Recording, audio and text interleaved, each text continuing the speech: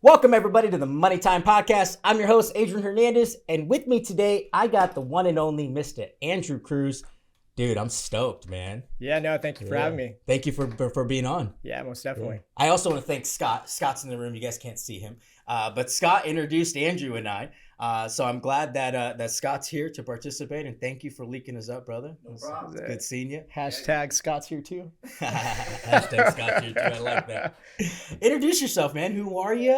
Where you from? What you do? Yeah, most definitely. Again, thank you for having me. Like to introduce myself. My name is Andrew Cruz. I would say I'm a man of many different things. It's like an all-in-one. But I'm from Chino Hills, California.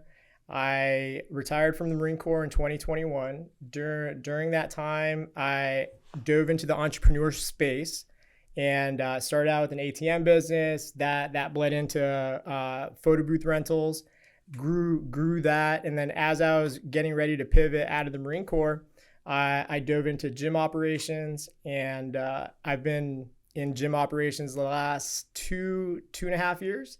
So I own three gyms right now, and I'm now sidestepping into consulting. Dude, that is awesome.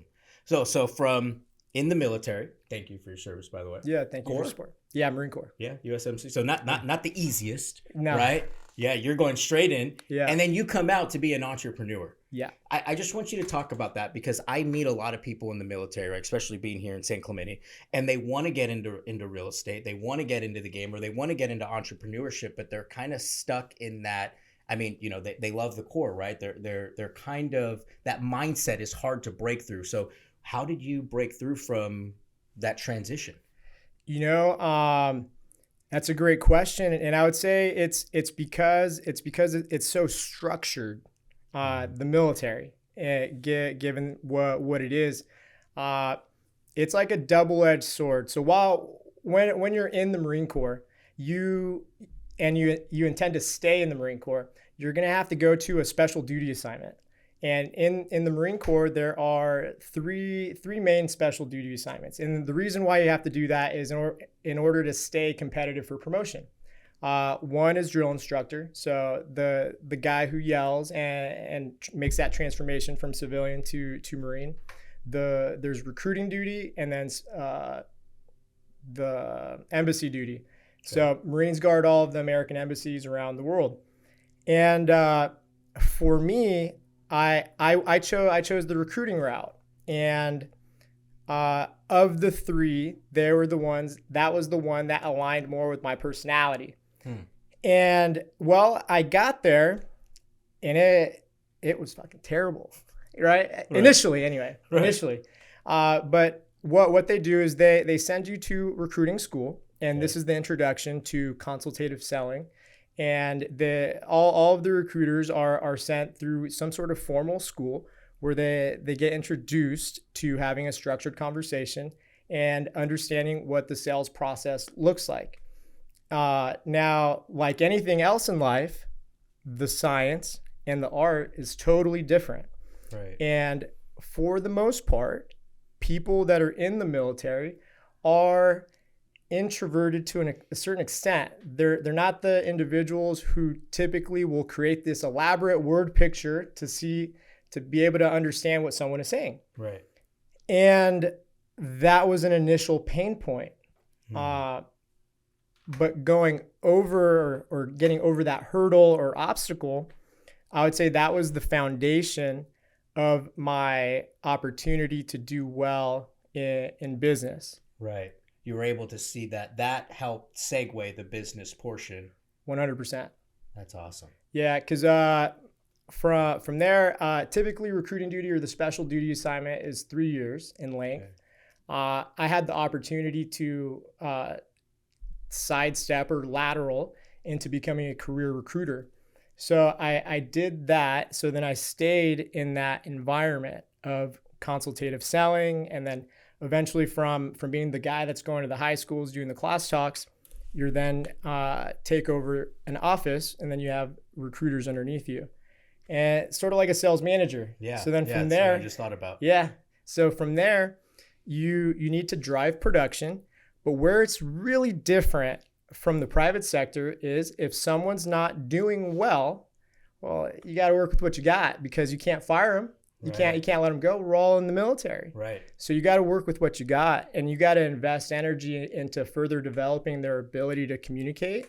And then you have to be able to then influence them to make these internal course corrections, because if they don't want to, they won't. Right. And so I would say from a business perspective, I learned a lot personally and professionally from a leadership standpoint and also communication in that recruiting environment. And Marines in service, they'll look at recruiting duty, and for the most part, no one will want to go. And so I was one of those sick individuals that just decided to stay on this torturous, shitty, high tempo environment. That ended up paying out dividends in the long run, though. In hindsight, right? At the time, you probably couldn't see it, right? Yeah. That's awesome, dude. I love that. So that helped, that gave some structure, right? You're dealing with people. I mean, business at the end of the day, that's what it is, right? It's dealing with people, knowing how to get people from point A to point B, right? 100%. So you learn the basics there. You get out of the Corps. What happens? Take us through that journey. Yeah. So I got to recruiting duty in 2011. Okay. And then about 2013, I then became a boss of an office. Well, in 2013, I got out of the Marine Corps for about 10 months. And I worked with Scott at Cintas in B2B sales. So that's how you guys met. That and our wives know each other from college. Oh, okay. But we had an opportunity to work together, and for me, it elevated I would say my self-confidence in the sense of I joined the Marine Corps straight out of high school. So I didn't go to college. I was not the college guy. Homework for me was just like the worst pain of my life. You and I both.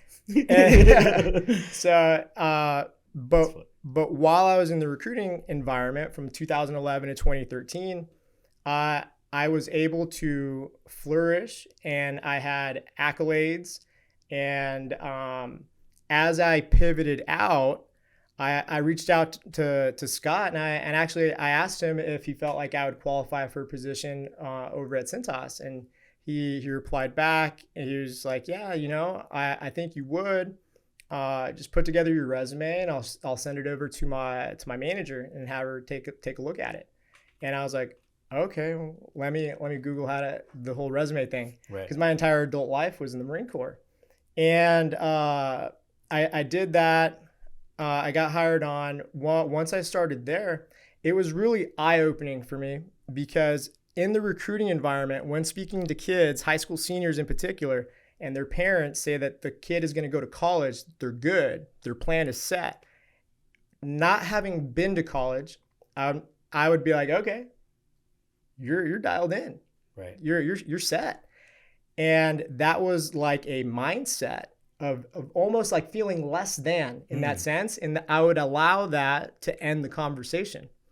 Where when I went to Cintas, though, and I met the colleagues, the coworkers, we're all in the same office and whatnot.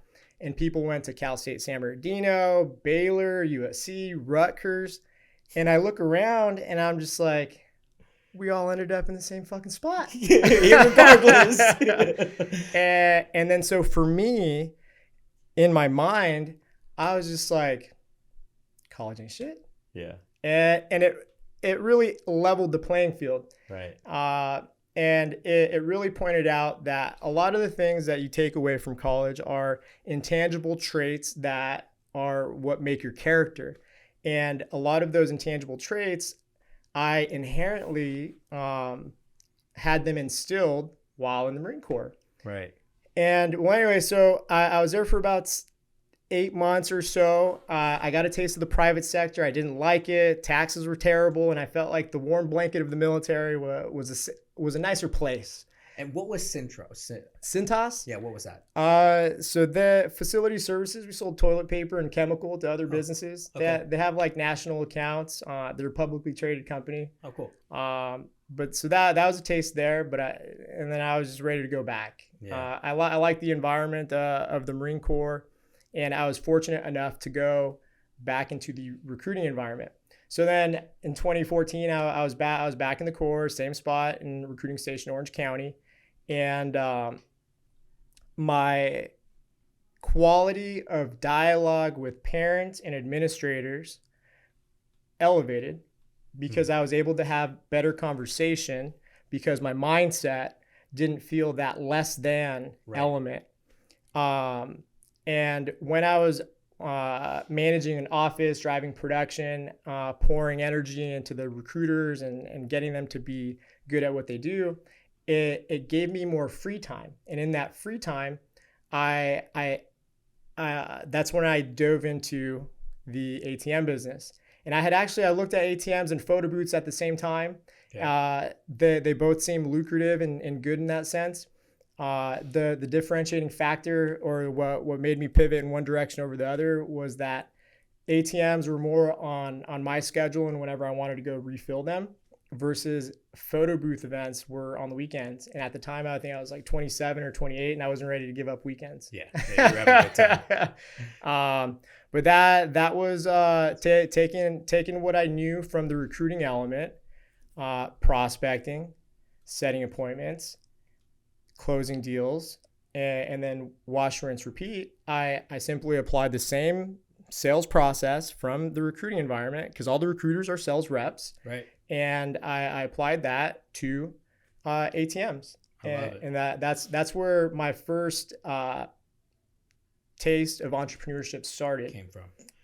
Yeah. I want to say, I like how you were able to take what you learned from the Corps and turn it into an opportunity. Because how many people do you know that had that same training that you did, right? But maybe weren't able to see the other side. Do you think it's because there's a less than mentality that goes on in those type of environments? I think that was an individual thing for me. Okay. But I would say what plagues more people, and I would say that it plagues people in and out of military, is just perspective. Perspective on life, huge perspective on their situations and their outlook, because opportunities are present, but if your perspective is all fucked up, then you're not going to see the opportunity and take the opportunity to seize. Yeah, absolutely. Well, this whole thing's perspective, right? Yeah. I mean, that's what I always think about. We have these houses here along the cliff, right? 30, 40, 50 million. Yeah. And the only difference is they just see a different perspective than we do in life, right? They're able to know that they can receive it. And a lot of us are just like, no, we don't deserve that, or we're not willing enough to have that, or we have a hard time receiving that in our own lives. 100%. Which is interesting. Yeah. So how did you get into ATM? Were you watching YouTube? How did you even pick that up? Just through actually it was conversation with this guy. He was a recruiter too. So when I showed up to recruiting, he was leaving recruiting, and I had kept in contact with him. He gave me the initial like, hey, this is how I do it, man. Right. And I followed suit, but we developed a relationship there. I just connected with him on Instagram today. His name's Kevin Knight. That's and cool. And he actually gave me the idea, I think like 2 or 3 years after we had met. And he had told me that he had an ATM in a barbershop, a cash only barbershop in San Clemente. And it was bringing in like $1,000 a month. And I was like, what? And I was like, what do you mean you have an ATM? Because at the time I didn't know that a private individual can own an ATM. Right. So I was like, tell me more. And so he told me what it was in a nutshell. And so from there, I got the gears churning. I went to, of course, Google how to do ATMs, or how does an ATM business function, and then just doing my own research. And then from there, that's how it started. And it was like my first ATM. I think my first ATM made like $200 a month, and I was just like, this isn't as cool as fucking Kevin's ATM was. But whatever, it's like a high yield savings account. For sure. Yeah, pay for the drinks on the weekend. Yeah, that's fun. But that was the start, and that's how I dove into it. It's just through maintaining a relationship with someone, having conversation, and bouncing ideas, and then taking an idea that really catches your attention, and then implementing, executing. Huge. Well, and you mentioned the key word, executing, right? Yeah. A lot of us were captivated by an idea and we think about it and think about it and think about it, and eventually it dies, right? Yeah. And, I was having this talk with Ryan Pineda. I'm like, dude, what do you interview a lot of people, like, what's the difference? And he goes, dude, the winners just execute. They don't think, they just execute at a high level, right? Yeah. So that's huge. So you got one ATM. Then how did walk us through the journey of the multiple ATMs? Yeah. I had one ATM for about a year before going for a second. And I think 12 months had passed. So I got the first one. I'm like, this isn't as cool as I thought it would be. But I let it ride. The way I structured the deal was I provided the ATM, the processing, and I focused on cash only barbershops. Okay. So the barbershop, they filled it with their own money, and then we had a split. I got $1.50, they got $1. They filled it. So it was a passive $200 a month. And I was like, well, this is cool for what it is. And I just let it lay. And then 12 months later, I got the bug, and I was like, let me put together a list, because the way in which I did my market research to see what barbershops to approach, I would say is a very simple framework. Okay. That any salesperson would likely do. And I went to Yelp. I typed in barbershops. I looked to see what barbershops would come up. I looked for high 5-star ratings, because that was an indication of high foot traffic. And with an ATM, you want to place it in a space that has high foot traffic, because I believe the stat on it is 3 to 5% of people that walk by it will use it. But if the business is cash only, then it elevates that percentage by 50-50. Right. You either stopped at the gas station or the bank to pull money out, or you said, forget it, I'll just get the money at the barbershop. Pay the $3. So I looked for the high Yelp review rating, created a list from there, called to see if they were cash only or not, and then filtered out the ones that were cash only, and went face to face to go speak with the owner. At the same time, you're still recruiting for still recruiting, yeah. So I just had to juggle it. That's cool. Yeah. so now you got the second ATM, and the second ATM, does that start making some money? Yeah. So the second ATM brought, it was closer to like anywhere between $500 to $800 a month, and I was like, oh, this is pretty badass now. This is pretty cool. And I stayed on the whole prospecting piece, and I got a third location, and that one was also like $500, and I was like, excellent. I'm rolling now. This is cool. I got an extra $1,500 to $1,700 a month. This is awesome. And then from there, I was like, I made it. I'm an entrepreneur. I'm here. Until I went to like a self-development seminar, and the guy leading it was saying, well, I think you're more of a manager than an entrepreneur. And I was like, really? Why would you say that? And he was like, well, why? Knowing that 3 bring in about $1,500-$1,700 a month, why don't you have more? And I was like, well, easy answer. Each ATM's like $2,500, and you need to have at least $2,000 cash to fill it.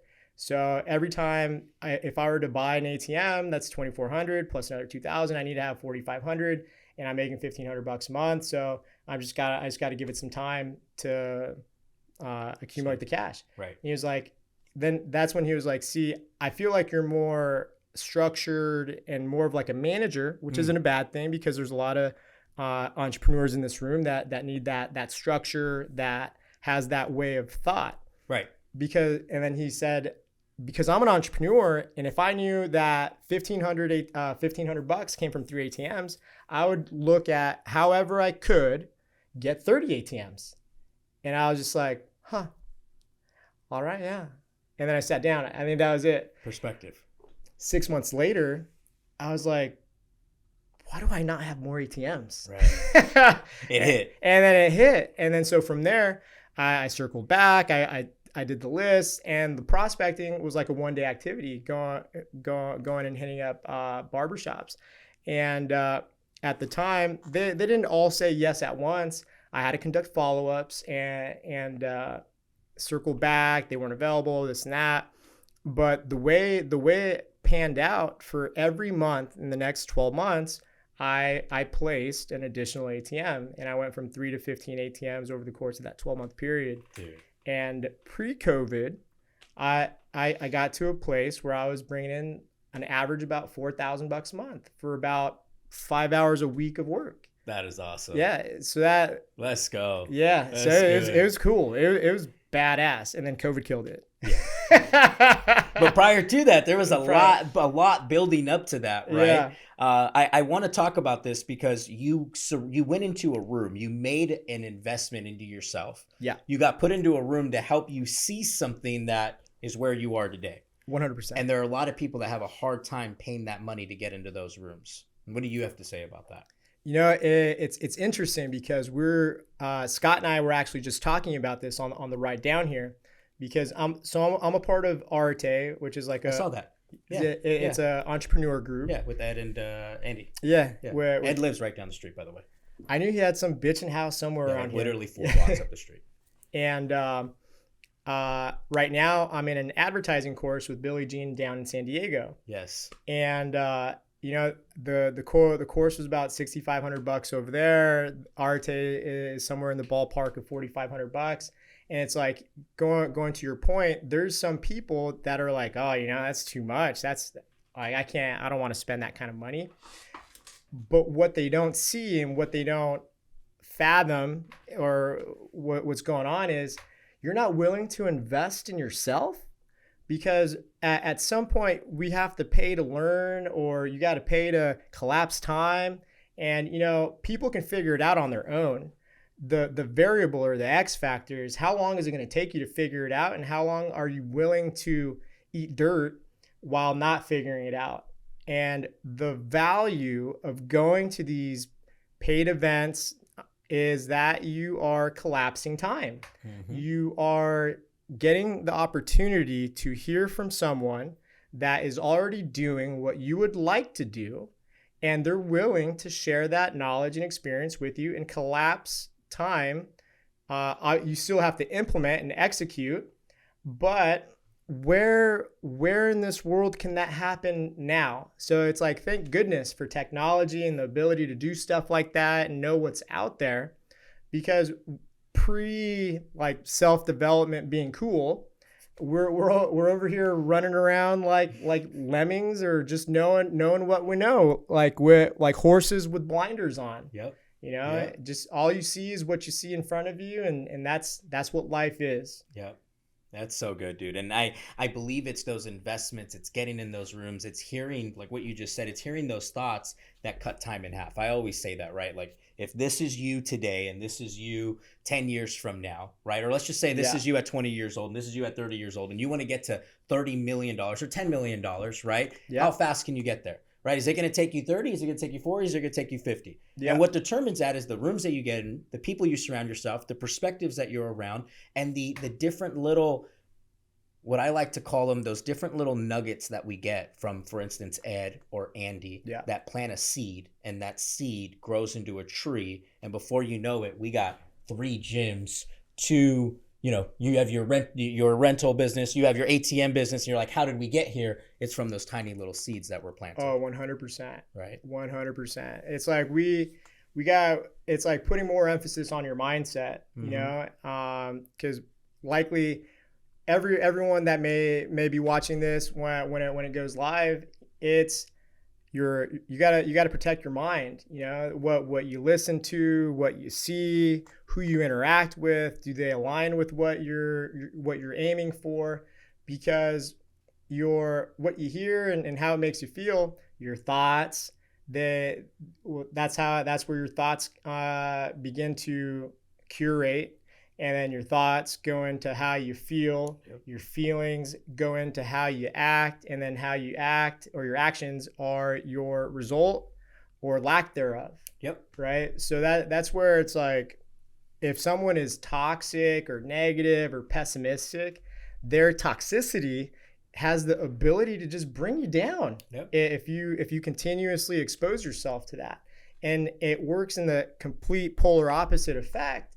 You know, if everyone that you're around is solution focused, is optimistic, with a dash of realism, you Right.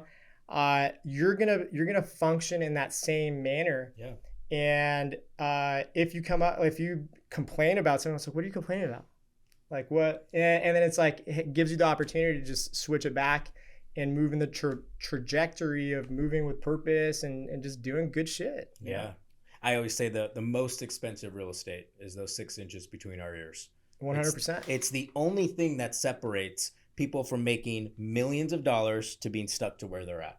It's the mindset. Yep. Right? It's the mindset. And then, like you said, it's being surrounded by those different mindsets. Yeah. Right? I get surrounded by a mindset and it's contagious. I want to do more. Like just listening to you pumps me up. Oh, yeah. In my mind, I'm like, should we go get an ATM, right? I'm not going to. That's Well, shiny object syndrome, right? But it's contagious. Yeah. Right? Success breeds more success. Good energy breeds more good energy. 100%. Right? But it's all up here. Yeah. Right? And I like how you said that where if you do see someone in a bad mood, right? Have the mindset to be like, hey dude, snap out of it. Let's go. Right? Yeah. We have a beautiful moment at our hands. Let's get after it. Yeah. So let's go back to your journey. So you got your third ATM. It's rocking. How did you get into the gyms? How did you get into where you're at today? Yeah. So then I had the 15 ATMs. I had my first child. This was like 6.5 years ago. That's awesome. She's 6.5. And at that point, it was like partying less. I'm not going out on the weekends like I used to. How do I make more? What could I do? Because in the military, you get paid based off your rank and how long you've been in. That's it. It's set. And then there's the ATM piece, and I was like, okay, cool. Well, what can I do? What's within my power? What's within my control? What can I do to create more money? And then a buddy of mine, he was in the Marine Corps with me, also in the career recruiting environment. He had told me, he was like, you know what, dude? I think I'm gonna go into doing photo booths. And I was like, really? I thought about doing photo booths like 3 years ago. And he was like, yeah, you know, my aunt's in the game. And this was January 2017. And he told me my aunt has 3 photo booths. She brought in $8,000 last month. I was like, what? I had no idea the amount of money that is in that space in event rentals. Because with three photo booths, she generated $8K in revenue. And for the most part, it's a side hustle. It's on the weekends. And yeah, so I was like, I'm in. I didn't know those brought in that much money. Yeah. And so from there, I circled back. I was doing my due diligence. And for the most part, and it's a low barrier of entry, you know, it's for a complete unit, it's like $8,000 or $9,000. And you can conduct events that I would say our 2 hour package for a standard photo booth is $395. And $395, we're looking at like $30 in material, and that's it. It's a computer, it's an aluminum shell, a photo printer, and your time. And so from there, the margin on it is really good, especially if you're operating out of your house or out of your garage. Low overhead and great margin. And so from there, it's working more volume and then so on, having more equipment. And because we got the 360 booth, the mirror booth, and a 3-hour event with the 360 or the mirror is like $900. Wow. And so we have a 3-hour event, which is like a 6 to 7 hour shift, right? So it's pretty lengthy in time. At the same time, it's $800 in 8 hours or $800 in 7 hours. Right. And because of my experience from the Marine Corps, from like the leadership aspect, the structures, systems, and processes, and how we operate within the military, I just simply took the framework that's there and then applied it with what's relevant in that business. And that's how I'm able to conduct 60 events in a month or 80 events in a month, and me personally not have to go do it myself. I was the photo booth guy the first year, but moving forward from there, I was able to put other people in place and implement structure and no longer be the photo booth guy. Right. Yeah. Now you're running the company. Yeah. So how do you have guys that you pay on a salary to go do it? Do you have like freelancers? You split a cut with them? Yeah. So the structure is set up like 1099 for the operators. Okay. So a 2-hour event is a 5-hour shift. 3-hour event is a 6-hour shift. So it's service plus 3, and they'll get paid anywhere between $20 to $25 an hour, and they go to parties and they get fed, right? They usually have Taco Man or whatever type of event it is. And drinks and have a good time. Yeah.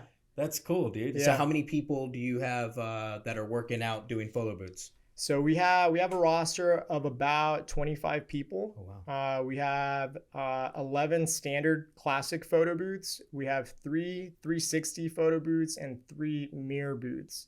So in total, like 17 assets, but some people are not available every single weekend. So then that's where we go from like 17 assets to 25 people. Right. There's the 360 booth. That's that camera that spins all the way. That we're seeing around. Yeah, the new trending one. The new one. What's that? What does that setup cost? The setup costs about like $5,000-$6,000. $5,000-$6,000, and then per shoot on a 360. There's no material because it's the deliverable is an MP4. Oh, so it's all profit. It's all profit, and it's simply labor. And what are you charging per 360 photo booth? Like the 360 3 hours, like $850. Yeah. Event rentals, yeah. Dude, that margin's through the roof. Yeah. That margin's completely through the roof. Even if you did 10 of them. Yeah, how many are you guys doing on average a month? Anywhere between 60 to 70 events a month. Dude, that is awesome, man. Yeah. I love it. Are you the sole owner of that company? Yeah. Let's go. Yeah. Let's go. And you still have the ATM business going? No, I stopped doing the ATMs. Oh, so you stopped doing the ATMs? So in COVID, barbershops were severely impacted, and by the time barbershops were beginning to pick up, I dove into gym operations August of 2020 in the midst of COVID.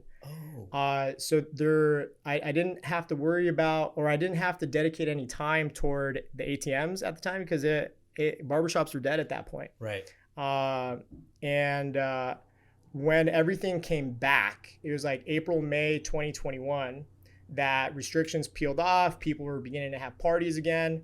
I was just more focused on the gym operations because then at that point with ATMs, I was just like, I need to go do what? And I'm just like, I ain't going to do that.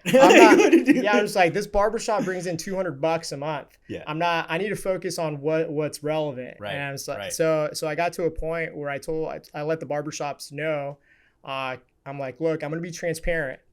You can either purchase the ATM from me or I'm going to pull it out. Your choice. But I'm not going to be able to service it moving forward beyond this date. Let me know. Either way. Right. We're all good. Did they keep them? I think 1 or 2 kept them, and I pulled the rest. And then there's this company in San Diego that purchased the ATMs off me. So that was 2019. When did you stop Core?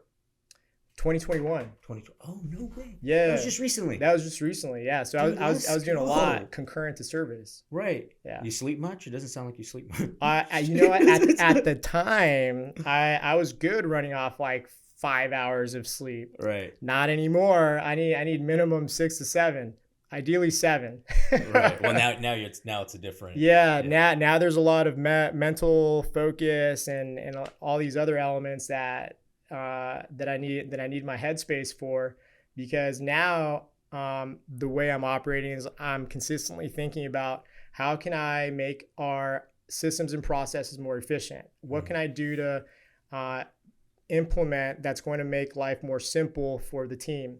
And that in itself, I'm just like, I'm not getting out of bed with 6 hours. Yeah, you're working on the business, and yeah, that's a different strength. Yeah, for sure. Now it's more of a mastery type level than it is a sales aspect, which is huge. How did you get into the gym game? So I got into the gym game through the relationship with Sam. Right. And so just from my relationship with him and seeing how successful he was, and him talking about the numbers that a camp franchise produces, I was just like, wow. I was just like, what do I need to do to be able to purchase one or whatnot?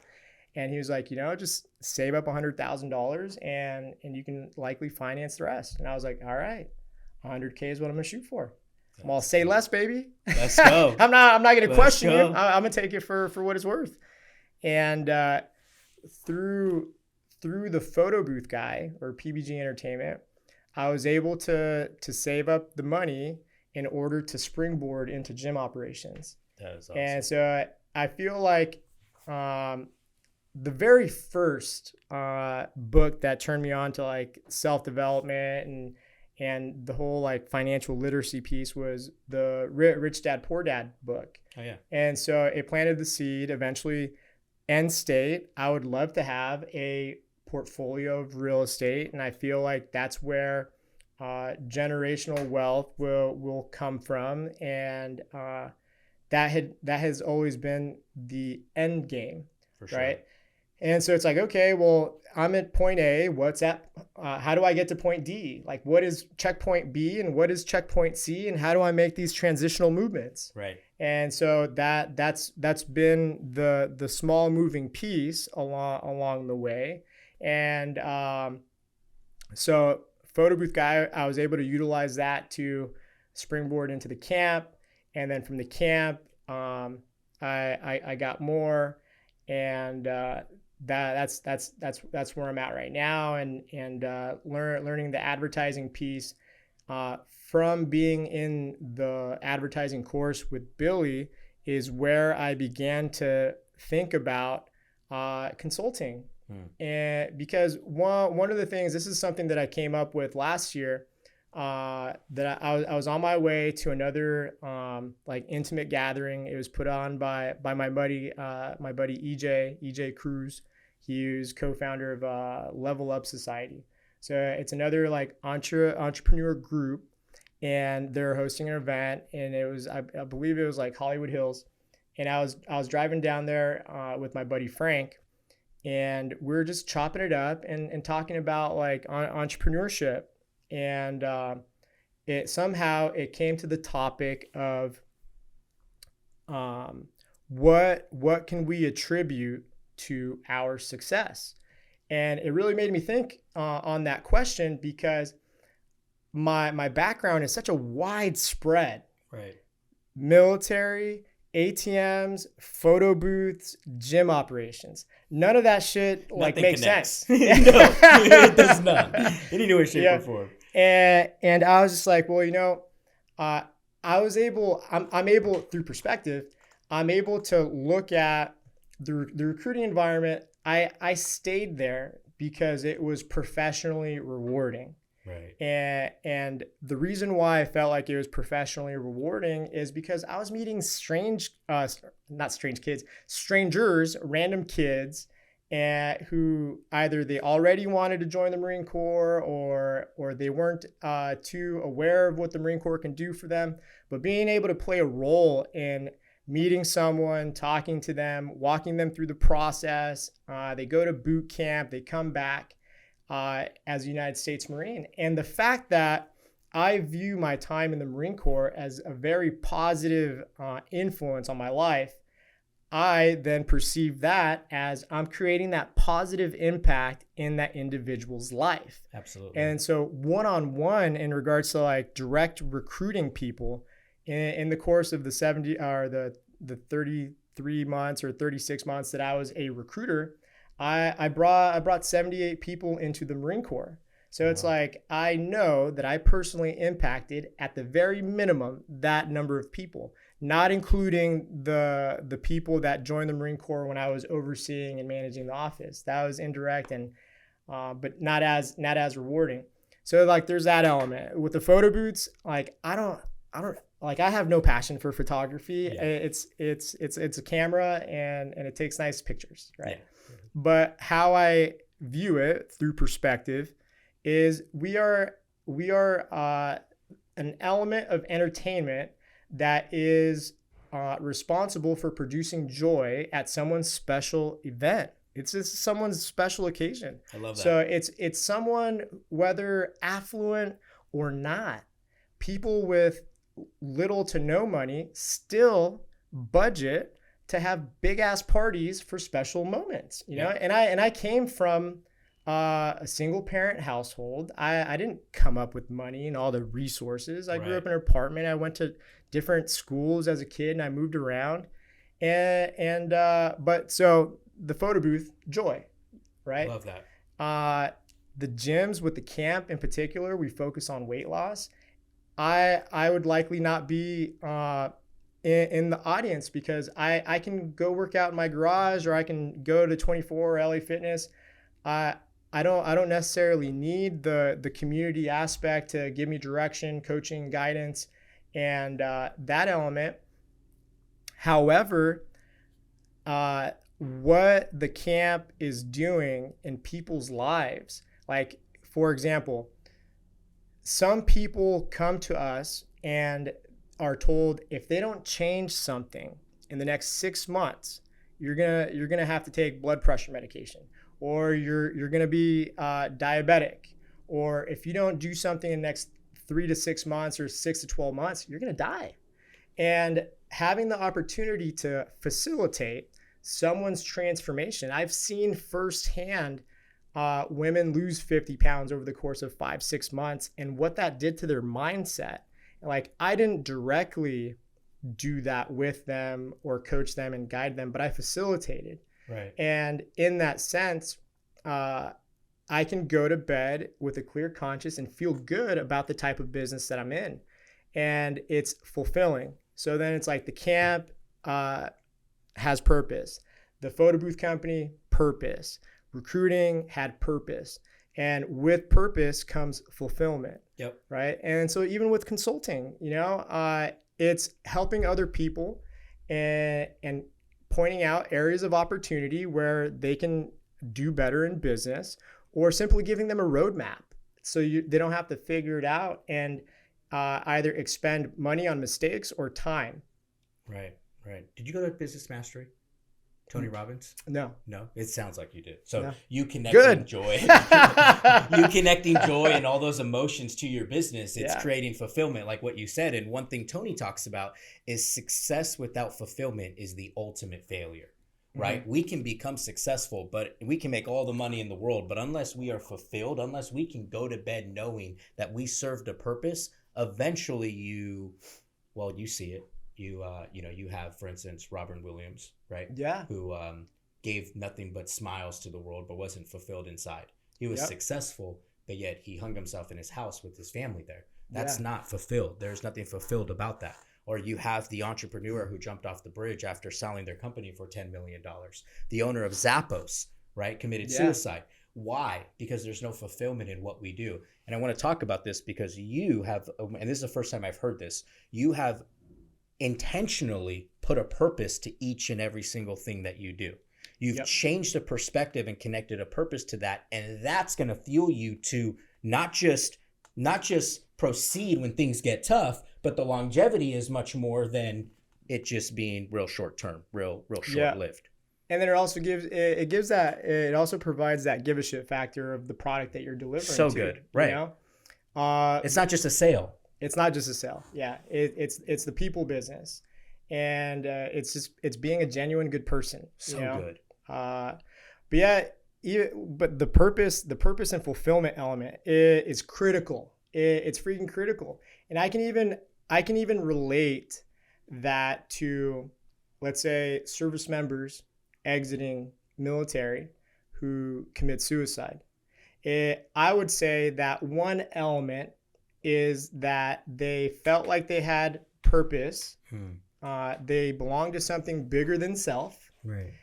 Which was protecting the nation.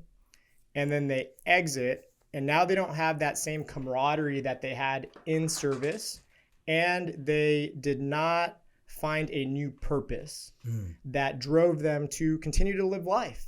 That could also bleed into the Zappos guy. Right. You go to work and you're the man, right? you are the man, and people treat you and respect you in a certain manner. And who knows, perhaps that guy, that was then his identity.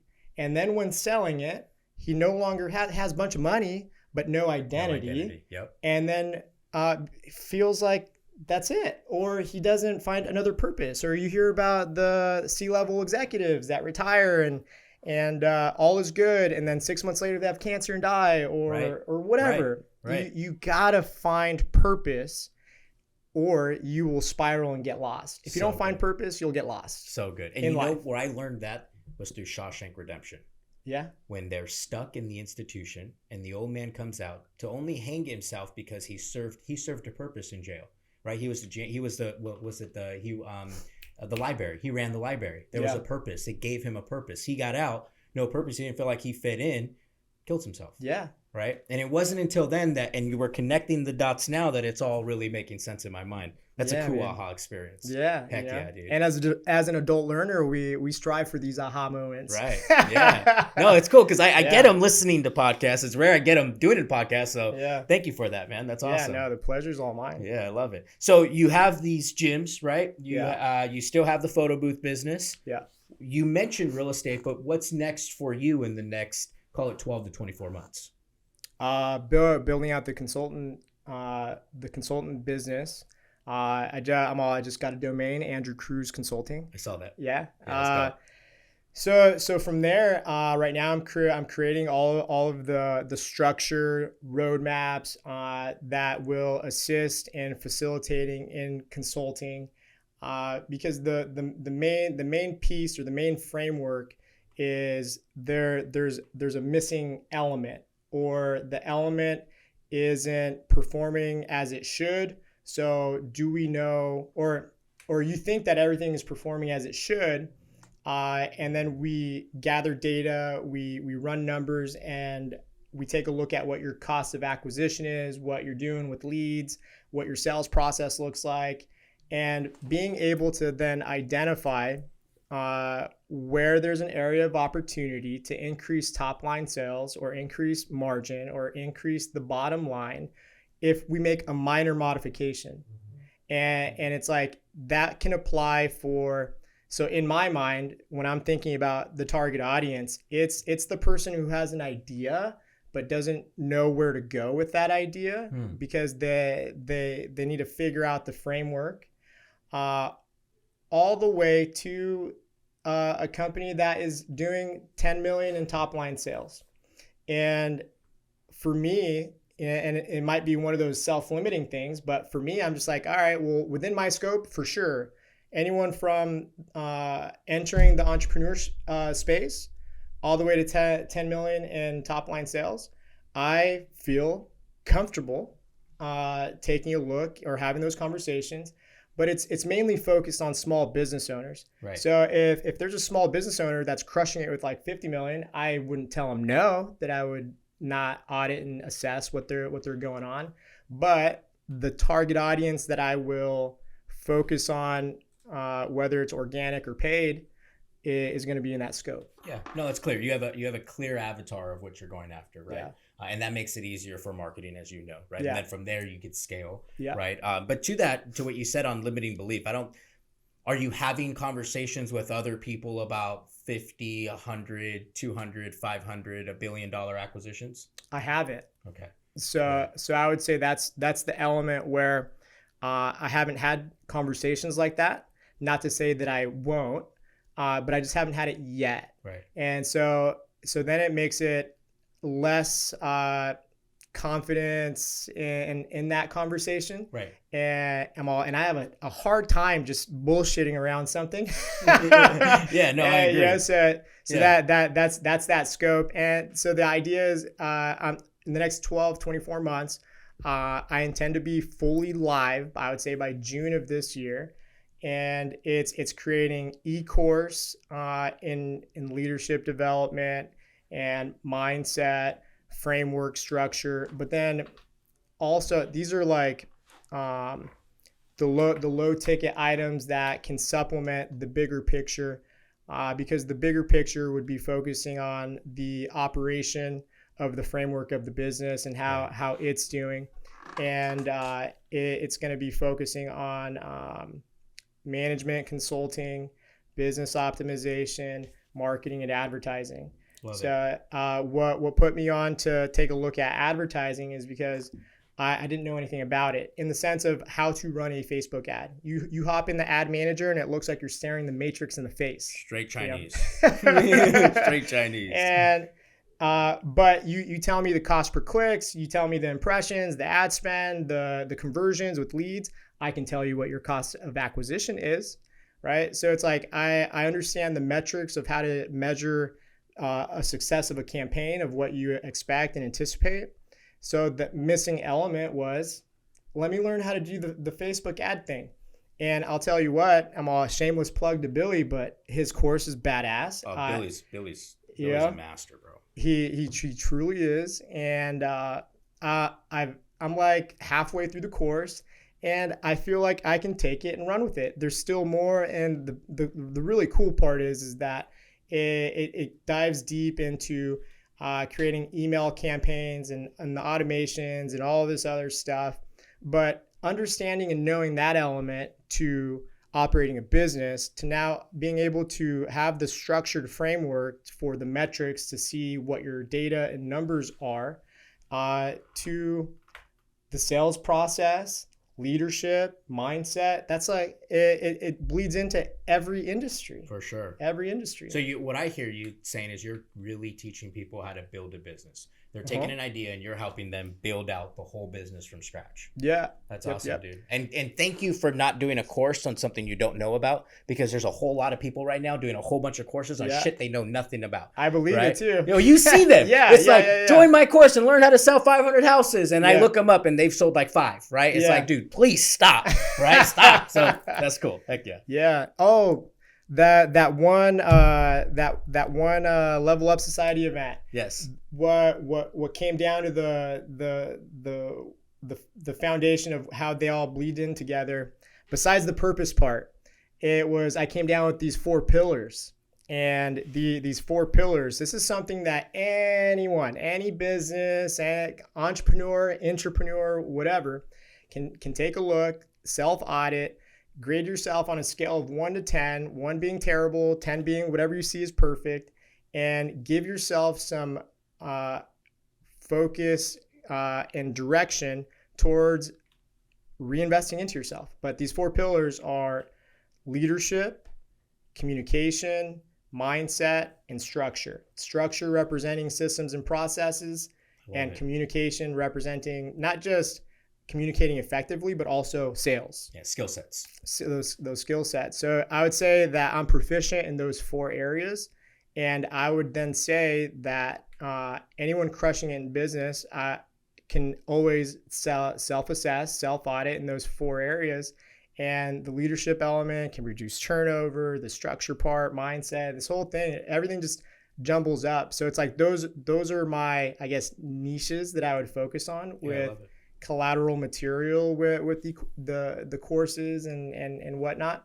But yeah, so that's where I see the consulting business going in the next 12 to 24 months, and taking a look at, does it scale? Can I just focus on high ticket and taking a look at that? But really having more control of my time without sacrificing increased revenue. Yeah. And what's the fulfillment piece on the consulting side for you? Helping people, you know, because that goes in line with the Arte group, the Billie Jean course. Yep. I would consider that to be high ticket in a sense, you know, $4,500 here, $6,500 over there. However, I don't look at it as like, man, he got me for $6,500. This is pretty simple to explain. It's not even like that. Right. I'm just like, oh man, I can't believe I waited this long to do it. 100%. And the reason why, and so because I'm having this type of experience and this is my perspective, like that $6,500, I'm going to be able to 5, 10, 100x that investment into myself in that skill. Yep. And it's going to make that $6,500 is going to come back and then some. Yep. And then same thing goes with the Arte investment. I don't look at it as an expense. It's an investment in self. Yeah, And exactly. it's like, if you don't care about you, who cares about you? You noticed a correlation between the amount of money you spend on personal development to the increase in revenue that you earn per year? Oh, 100%. Yeah, 1,000%. Yeah. The first year I made $1 million is when I spent the most amount of money in self-development. Yeah. I think I wrote Tony Robbins a check for 80 grand, and we made $1 million that year. There we go, Right? baby. But I believe that we wouldn't have made that million had we not wrote that $80,000 check, had we not went to that room, had we not been involved in those different mindset, those different conversations, right? Those different tiny little things that you hear from someone on stage, that I hear from Tony, or I met Chris Crone at that event, and it just changed everything, right? Yeah. So Billie Jean, I happened to meet Billie Jean because of Chris Crone. It's funny how it all connects, right? It's all full circle. So for all of you listening, get out there. Don't be afraid of investing in yourself. This is not an expense. So many of us look at an expense. Thank you for saying that. This is an investment. 100%. Right? And an investment 1000%. Not to be taken lightly. Yeah. No, and it goes to show, it's like, if you value you, invest in you. Yep. That's really what it comes down to. And especially if it's someone that you look up to, you admire, and you feel like they're crushing it and doing well in that space, if they offer an opportunity like that, jump on it. Yeah. Do not hesitate. Figure it out. It's the shortcut. Yeah, it's a shortcut. It's the shortcut. I think of it like the cheat codes. Yeah, life hack. Life hack, right? Baby. Or remember when we used to play video games? Yeah. And you go online and you'll find the cheat codes, right? And then you'll advance 2 levels. Yeah. That's the way I see it. I'm just advancing a couple of levels because some extra cheat codes. You figured out how to do the fucking Mario Kart jump over the wall thing. Exactly. Jump over the wall, you get ahead of everybody. I love it, man. I love it. So, parting words, if there was somebody that is in the military, or maybe they're just stuck at a job, right? And they're hearing this, they're inspired by your journey, but they're just stuck on moving forward. Yeah. What are some parting words on them moving forward and stepping into something that you've created for yourself? Some parting words for really anyone. Perspective is bigger than what you think it is. Perspective is everything. So if your perspective on something is positive, everything's going to be positive. If your perspective is negative, it's going to be negative. And one thing we need to do is elevate our mindset, because the reason someone doesn't do something is because they lack the confidence in themselves to bet on them. So once you get to the point where you have confidence in your own ability to accomplish something, bet on you. Double down, and don't think about it. And see how it pans out or whatever. But I'll tell you what, when you bet on you, you're going to win. You're going to win because you're going to be resilient. You're going to persevere. I didn't highlight this, but I went into the gym space, August of 2020. That was in the middle of COVID, and we didn't know what the fuck was going on at that time. In the middle. Gyms shut down March of 2020, and they reopened May of 2020, and then I dove in head first. There was no fucking plan B. Well, I was still in the military, so I had a paycheck. But at the same time, I told myself that this is going to be either the best or worst decision of my life. And, the person who actually pushed me beyond the point of no return was Sam. Yeah. Because he was my mentor, indirectly. He didn't have a choice. He was my mentor at that stage of the game through the relationship of friendship. Right. But he was so confident in the business model and just what it is, and he knew me and how I operated. He was like, I will bet my fucking house, which was a bitchin' house in Chino Hills. Yeah, that was badass. I will bet my house that you will do well. Do not back out of this deal. And I was just like, you bet your house? And he was like, yes. And I was like, all right, well, let's go, baby. Oh, man, that's so good, dude. Typical Sam, man. Yeah. Typical Sam. So was he there when you opened your first gym? Yeah. It was August 2020, and he passed December 2020. Yeah. So he was there. You guys were talking about Sam Bakhtiar. I always get his last name wrong. He was a good friend, and he was the owner of the camp. And I got to say, I feel his presence right now. And Sam, just thank you for the man that you were, brother. Hell yeah. I saw the episode that you guys did prior to you coming over here with you and Sam. So Hell yeah. that's cool, dude. And that was early in the game too. Yeah. That'll set you up. Well, you look different too. You look like you have some battle scars between then and now. So heck yeah. Well, I got to say, man, this was fun. Thank you so much for being on the podcast. Yeah, most definitely. For people that want to get a hold of you, how do they find you? Instagram is a really good way.